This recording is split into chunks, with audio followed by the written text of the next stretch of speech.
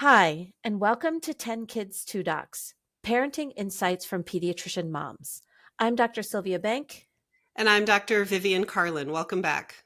Welcome back. We are joined today by a special guest, Joe Dillon. He has a master's degree in finance and completed specialized training in negotiation and mediation. He founded Equitable Mediation Services to offer a more peaceful and dignified path towards divorce. He has a personal story of growing up as an adolescent through divorce, and that has really motivated him to help and serve families to negotiate divorce in a way that minimizes the stressful effects on children. So, welcome, Joe. And today is our second episode where we are interviewing Joe Dillon. In the first episode, we highlighted Joe's personal story, what it was like to be a child of divorce, what that felt like, what his experience was. And he also highlighted the formulation of the parenting plan, very important step for the health and well-being of a child after the divorce has happened. What is the plan that parents have for raising their children together? So if you haven't yet heard that episode, I highly recommend you go back and listen to our first episode with our interview with Joe Dillon, where he talks about divorce. So today we're going to go deeper in what is it like practically to form a parenting plan? What tips can Joe give us from the vast experience of his career and having experienced it personally to offer to parents to help navigate a parenting plan in a way that is in the best interests of the child? Great. Let's jump in. Welcome to the 10 Kids, 2 Docs podcast. Seasoned pediatricians and longtime friends, Sylvia Bank and Vivian Carlin have counseled thousands of parents and are raising 4 and 6 kids, respectively. Join these doctor moms as they incorporate fun and their combined wisdom and experience to share parenting insights for anyone looking for practical and trustworthy guidance. Please note that this podcast is not intended to be a substitute for professional medical advice, diagnosis, or treatment from your doctor.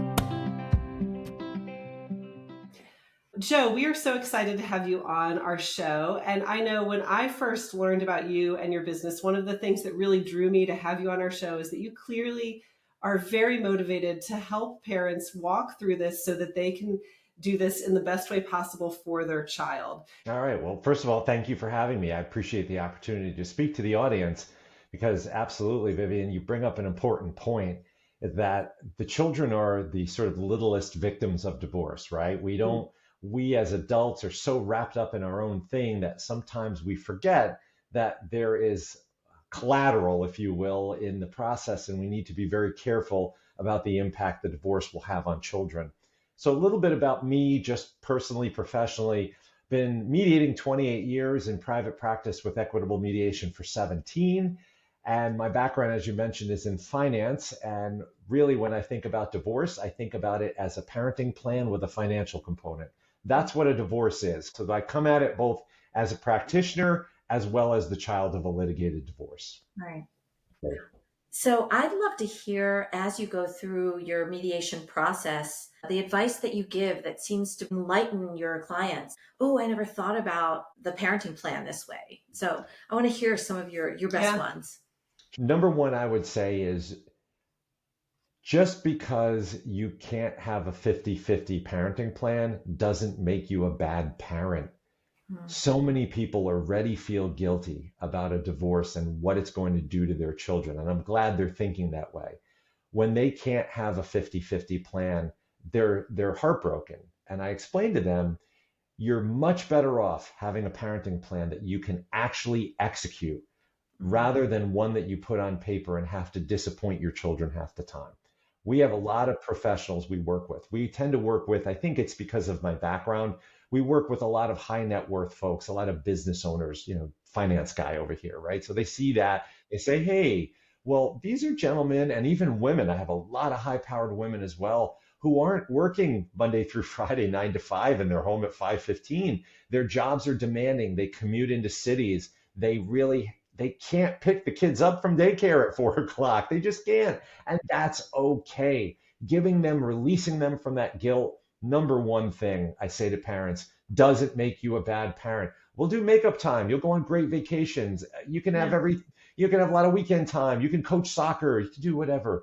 So that's one tip that I would say to folks. If you're contemplating divorce, go for the parenting plan that's in the best interest of your kids, not the one that you want or because of your guilt you want, one that's going to have them actively parented. And if that means you can only see them every other weekend sleeping over your place, so be it. Make sure that you call them every day, or you take them out for pizza or ice cream, or do whatever you have to do while during the week, right? So that's one. And I think also what I'm hearing you say in that is that it's better for the child if you have a parenting plan that is most often acted as stated, so that again, you have that in this world that is like changing for the child, you have something consistent that they can depend on, that they have this sense of control of this is what is happening on this day. And of course, there's exceptions when things have to fluctuate, but that the norm isn't that it's fluctuating. Absolutely. Yep, 100%. Another thing I would say is that both of you are unique individuals, and with that, bring unique perspectives on things. You may parent children far differently, and that may have been a source of contention. However, in a divorce, that can be a source of strength. One example comes to mind is this was I often, and there are sometimes you wonder how couples get together because they are so markedly different. And this was a client couple a long time ago, but the client couple, the wife was a personal trainer and yoga teacher and a vegetarian. And the gentleman was a 2-pack-a-day smoker, probably ate more, beef and chips and things that would be healthy for any human. And when we were doing the parenting plan, the wife was very concerned about how the kids were going to eat at the husband's house. I said, well, I don't know if I can legislate legally that he buys whole wheat, organic, sprouted alfalfa bread. I just don't know if that's, and by the way, how are you policing that, right? Are you going to watch every time, right? So I said, look, recognize that kids are going to have snacks and they're going to do this and they're going to do that. And we were actually able, of course, I think what wound up happening in that situation, in this case, it was the husband was really just, I think, so tired of being, I would say, lectured about his lifestyle choices and this and that he finally in the divorce recognized that, oh, I'm going to have the freedom to do this. Maybe I will quit smoking. He was probably just smoking to upset the ex-wife, right?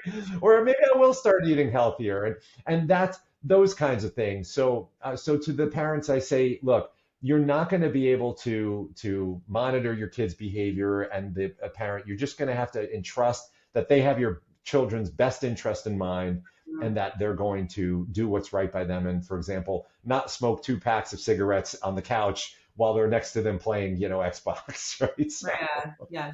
No, that's a really good point. I'd say the third wisdom nugget I would give you, and this is a big one, and it's blasphemous to say, especially in the middle of a divorce process, but you will meet someone else. There will most likely be a new romantic partner in your future. And we need to talk about that now. And it's okay. And it's not a reflection that you're a terrible person because you want to meet someone else. We're normal humans. We love companionship. We don't want to be alone. We're not meant to be alone, I don't think. But I want you to be sure that you do not make your children the police or the cops in this situation. I have a lot of parents who they say, well, no sleepovers in the house when the kids are over by you, or until you've been dating them for a year. You can't introduce the kids to your new partner until you're married. Okay, how's that going to work? That's not going to work. And now I bring to them, I say, listen, think this through. You're asking your 7-year-old to keep a secret.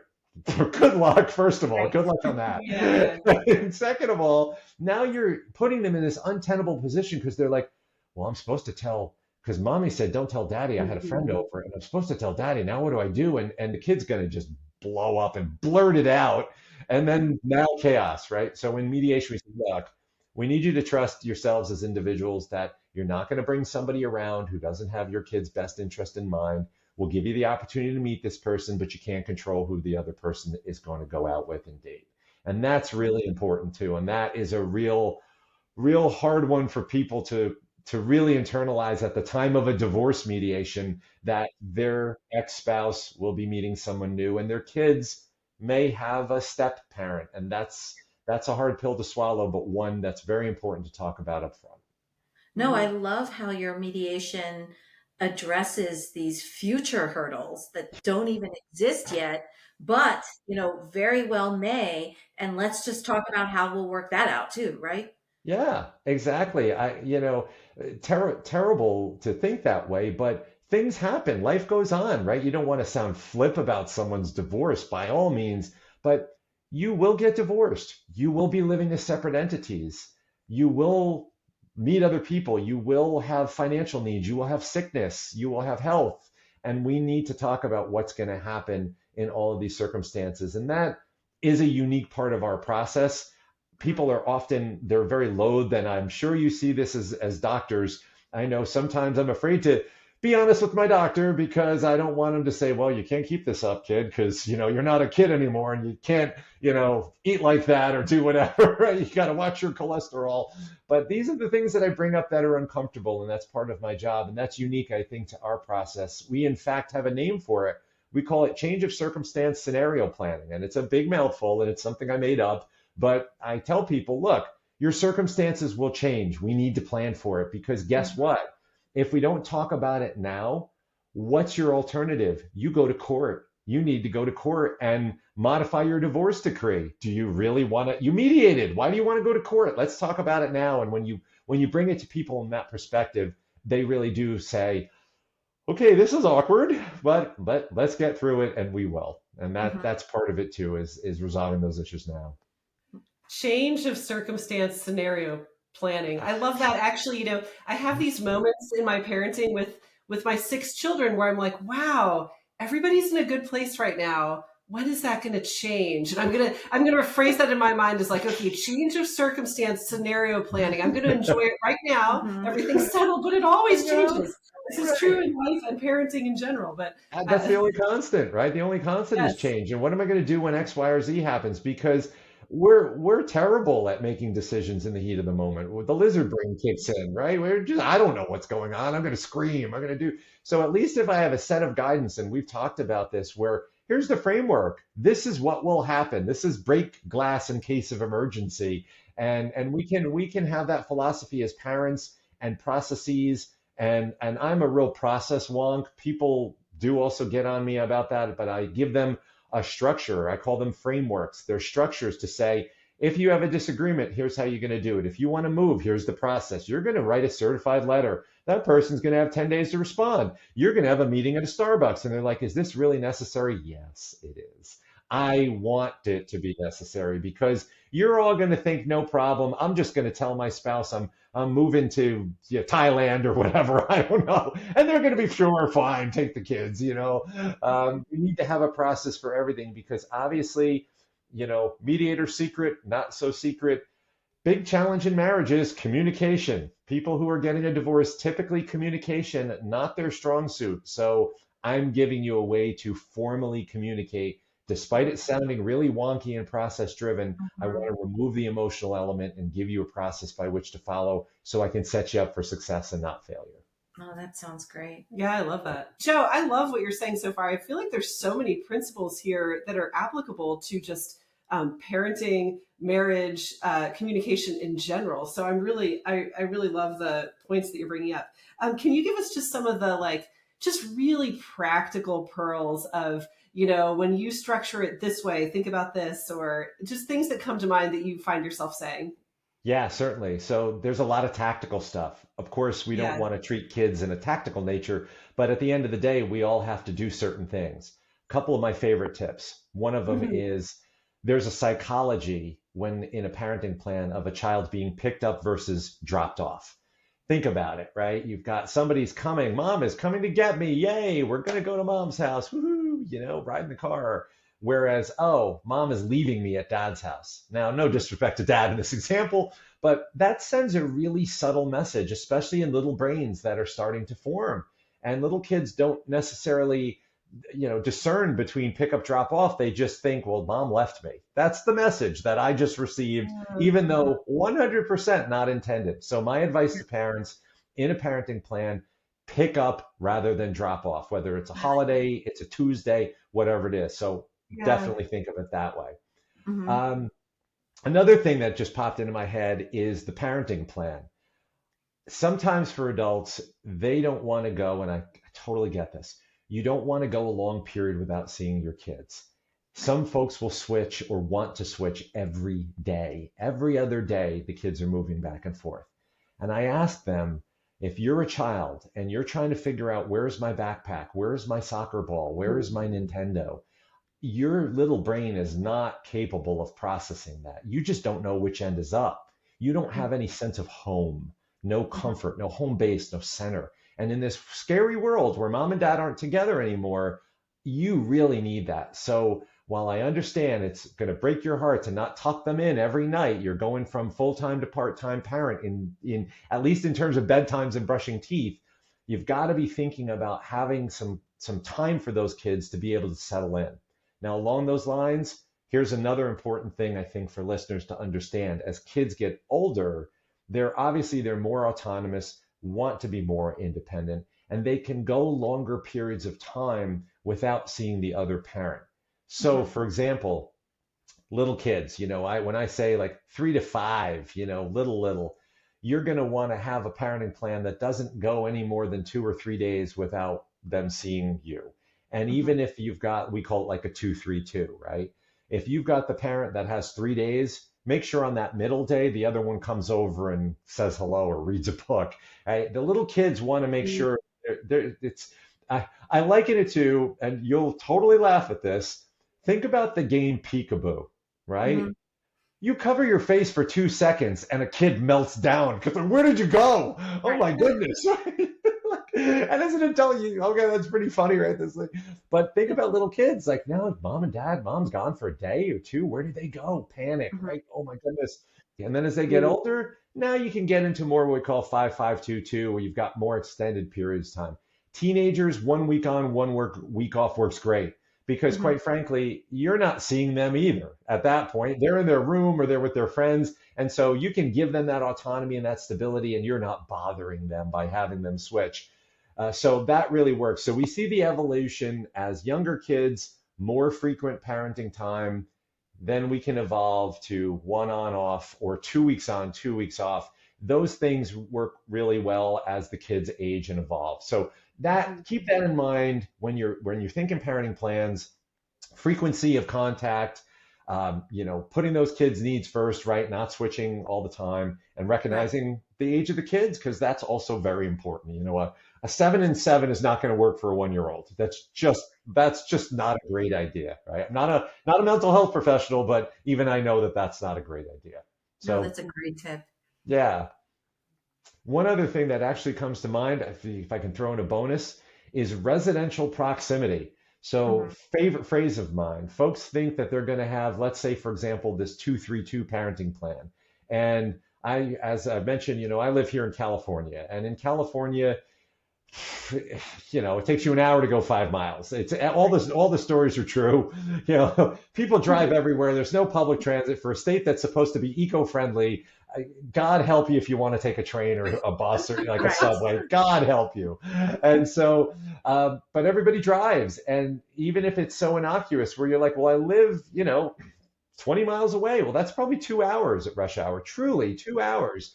And if you're going to have a plan where you're switching every other day or every 2 days, you want to put your kid in the car for 2 hours and then you're driving there 2 hours, you've got to be thinking of residential proximity in terms of your plan.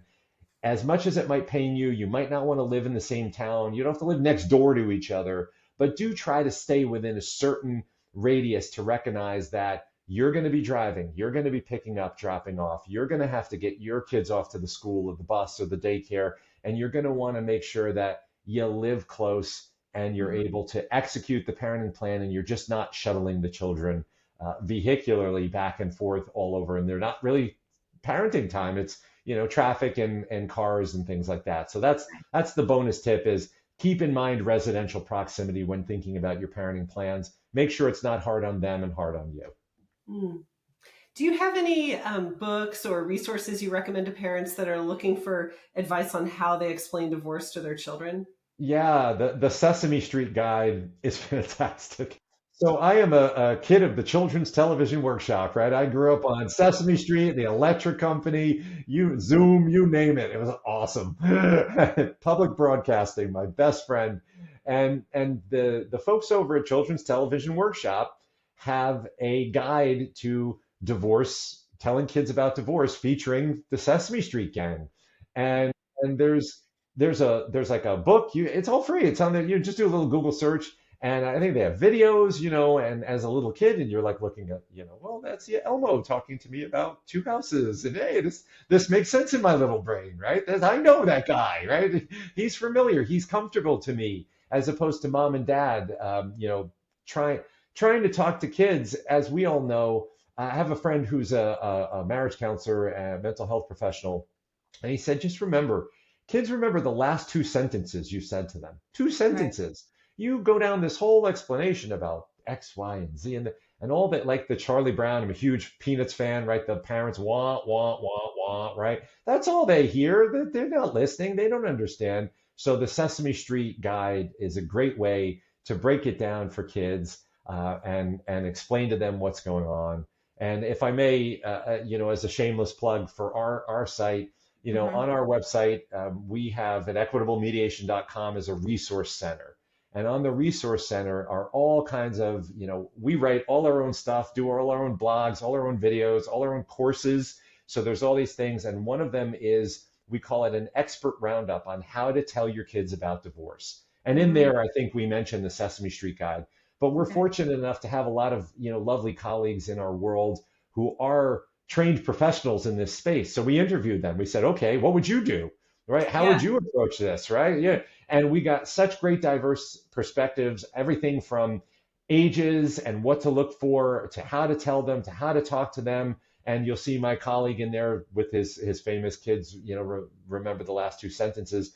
That's a great resource for parents. If how to tell kids about divorce, you go in our resource center, and that's just a great first place to start. And because we don't have all the answers. That's what people forget. They feel compelled, like, I should know this. How would you know this? Have you ever been divorced before? Have you ever sat down and told a kid that you're getting a divorce before? Maybe some folks have, but I can count probably on one hand the number of clients we've had. We've worked with thousands of people. One hand, how many people have been divorced before? So we don't get a lot of second time around divorces. So I guess they really don't know how to do this. Right. So get help, learn resources. Yeah, I'm just Googling those resources now. So we'll make sure we have a link in the show notes too, to your website, which is equitablemediation.com. And then the Sesame Workshop. I see that's sesameworkshop.org, and they have multiple resources on divorce. Yeah, and Yeah, I checked out your website and looked at your resource center, and it is just so vast. It is so apparent that you care Yeah, about children, people, and going through this process. And it is just evident everywhere in your resources, too. that's very kind. Thank you so much for saying that. Well, thank you so much for coming on our show and being our special guest today. I appreciate it. Thank you so much for having me. It's been really a lot of fun, and I really appreciate the conversation. and I'll point parents to a healthychildren.org handout entitled Childhood Adversity, Buffering Stress and Building Resilience, which again reviews what is an adverse childhood event, or ACEs, and ways that parents can help children navigate that stress. I hope that these two episodes were just one more piece to that, of offering parents guidance and hope and help in navigating their children through these stressful life events. This is 10 Kids, 2 Docs. I'm Dr. Sylvia Bank. And I'm Dr. Vivian Carlin. And I'm Joe Dillon. We'll see you next time. See you next time. Thank you for listening to 10 Kids 2 Docs, hosted and created by Sylvia Bank and Vivian Carlin. If you enjoyed this episode, please subscribe and recommend our podcast to other listeners. Visit our website at 10kids2docs.com, where you can find links to social media and leave comments or suggestions. Back next week with more topics in parenting.